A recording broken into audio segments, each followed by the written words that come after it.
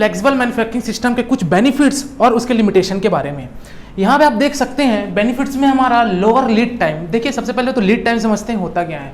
Lead time मतलब जब हम एक मैनुअल ऑपरेशन करते हैं तो उसमें हम एक मशीन के काम करने के बाद ही हम दूसरी मशीन पे जाते थे, लेकिन यहाँ पे सारी चीज ऑटोमेशन होने के कारण यानी कि सीएनसी कंट्रोल होने के कारण यहाँ पे जो मशीनिंग का जो बीच का जो गैप आता था, जब हम एक मशीन से दूसरी मशीन के बीच में जाते थे तो वहाँ पे जो लीड टाइम आती थी उसी को हम कहते हैं लीड टाइम। लेकिन इस केस में यानी कि एफएमएस में हमारा क्या होता है, सारी चीज at a time simultaneously 2-3 work station एक साथ में हम काम कर सकते हैं, इसलिए यहाँ पे जो लीड टाइम का जो रिड्यूस होता है तो यहाँ पे ये ऑलमोस्ट नेग्लिजिबल ही हो जाता है। तो यहाँ पे ये यही कह रहा है कि लोअर लीड टाइम।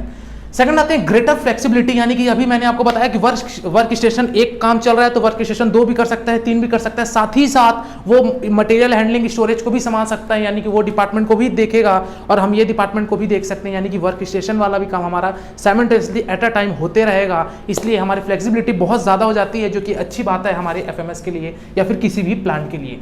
थर्ड है गुड क्वालिटी प्रोडक्ट। जाहिर सी बात है ऑटोमेशन है, यानी कि एरर होने के चांसेस, मिस्टेक होने के चांसेस ह्यूमन लेबर द्वारा कम है, इसीलिए यहाँ पे जो हमारी क्वालिटी मिलती है यानी कि जो फिनिश प्रोडक्ट की क्वालिटी मिलती है वो काफ़ी अच्छी होती है।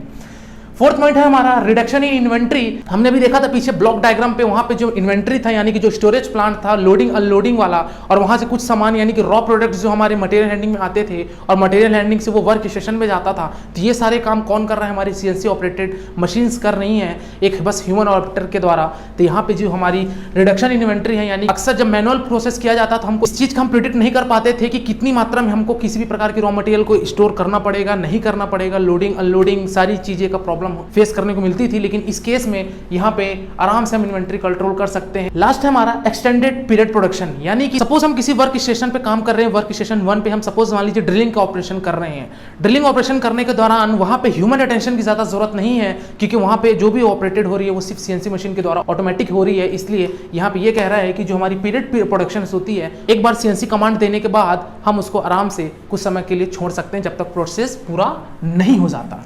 बात करते हैं लिमिटेशंस की, यानी कि जाहिर सी बात है एफएमएस के कुछ अगर एडवांटेज है तो कुछ डिसएडवांटेज भी अपने को देखने को मिलेगी। तो यहाँ पे कुछ डिसएडवांटेज भी है, जिसमें है पहला हाई इनिशियल कॉस्ट, यानी कि जाहिर सी बात है किसी भी चीज का इंप्लीमेंटेशन करना यानी कि इन्वेस्टमेंट करना ही सबसे बड़ा लागत होता है। यहाँ पे सीएनसी मशीन करना है और सारे स्टेशन को यानी कि वर्क स्टेशन हो, चाहे हैंडलिंग डिपार्टमेंट हो, चाहे डिस्पैचिंग डिपार्टमेंट हो, चाहे वो असेंबली डिपार्टमेंट, जो भी डिपार्टमेंट हो, सबको सीएनसी से लिंकअप करना, एक साथ मॉनिटर करना है, तो startup cost is more in FMS. Second point है हमारा हाई मेंटेनेंस कॉस्ट। जाहिर सी बात है अगर एक बार भी किसी प्रकार का कोई फेलियर आ गया हमारे ओवरऑल एफएमएस के पूरे प्लानिंग में, तो हमारा मेंटेनेंस कॉस्ट काफी तगड़ा आ जाएगा। तो वहां पर यही कहता है कि मेंटेनेंस कॉस्ट बहुत ज्यादा होता है, लेकिन अगर वही मैनुअल प्रोडक्शन की बात करें उस केस में जो मेंटेनेंस कॉस्ट होते हैं वो काफी कम होता है। लास्ट है हमारा अनएम्प्लॉयमेंट प्रॉब्लम। जाहिर सी बात है सारी चीज ऑटोमेटिक हो रही है, यानी कि आप क्या कर रहे हैं, ह्यूमन लेबर को आप दूर कर रहे हैं, सारी चीज ऑटोमेटिक हो रही है, तो यहाँ पे हमारी कम्युनिटी में अनएम्प्लॉयमेंट बहुत ज्यादा बढ़ेगा, यानी कि बेरोजगारी उतनी ज्यादा बढ़ेगी। तो ये हमारे कुछ ड्रॉबैक्स भी थे एफएमएस के।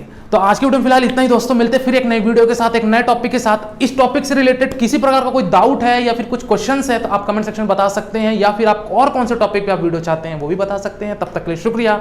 All the best for examination. Bye bye.